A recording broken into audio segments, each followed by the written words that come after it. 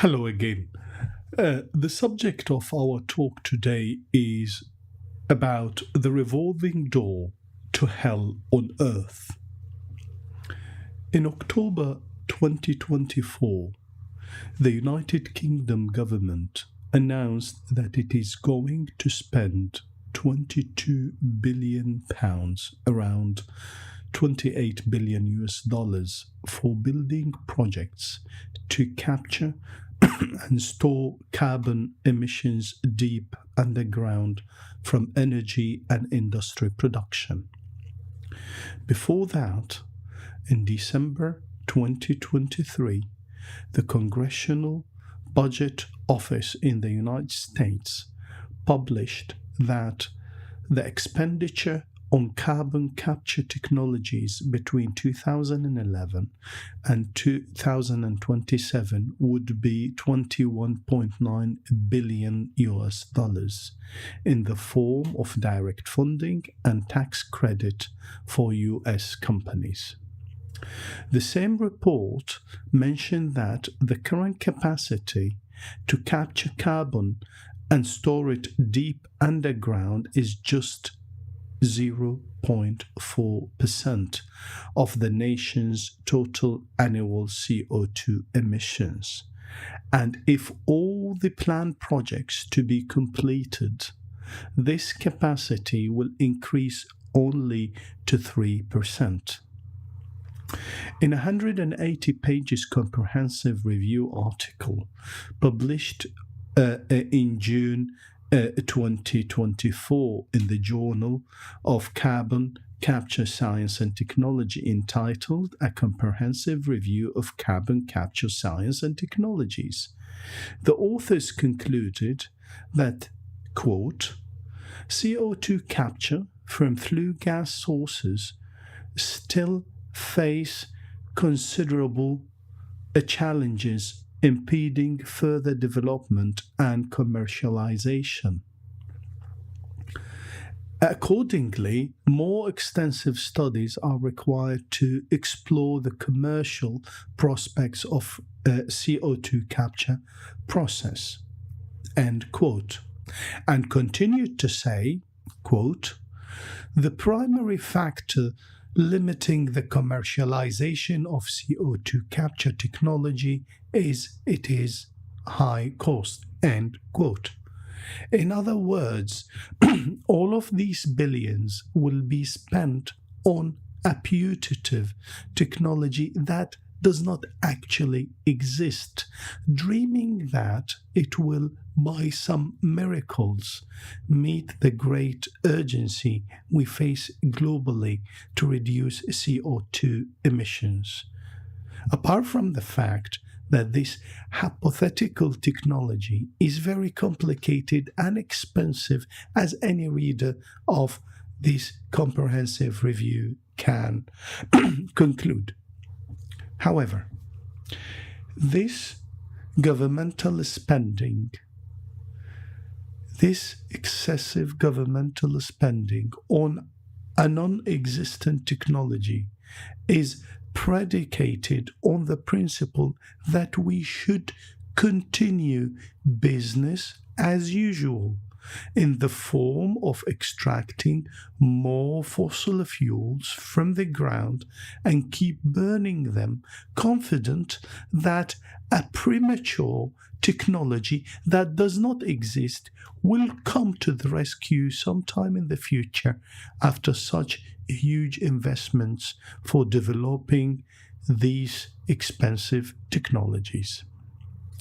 This logic is floated widely and promoted heavily by the fossil fuel companies and their lobbyists as the ultimate solution that does not require weaning the global economy from fossil fuels, which is what humanity urgently needs in order to escape the climate collapse ravages that started to show their ugly manifestations after heating the planet to almost beyond the recovery point. It is worth remembering that the Earth's average temperature now is 1.5 Celsius above what it was before the Industrial Revolution. This level of increase in the overall planet temperature was considered the target of the Paris Agreement of December 2015. This kind of wishful thinking about non-existent technologies is very convenient to maintain the status quo and preserve the immense power of the fossil fuel companies in every aspect of the human life globally, as well as the gigantic wealth and profits that many of these companies do not know what to do with these profits other than investing them in speculation in the global stock markets and lending them to the developing nations at a very high interest rate. We also have to observe that this narrative of carbon capture technologies is almost exclusively funded by the taxpayers, not by the fossil fuel companies, which sometimes spend a minuscule fraction of their overflowing profits on these projects for public relations purposes, i.e., greenwashing. Of course, this minute spending does not constitute even a rounding effect on the gigantic figures of their huge profits. The United Nations Conference on Trade and Development states that, quote, the annual cost to fight climate change, protect biodiversity, and cut pollution is projected to cost nearly $5.5 trillion annually from 2023 to 2030. While the International Monetary Fund, the IMF, declared in August 2023 that, quote, fossil fuel subsidies surged to record $7 trillion in 2022, end quote.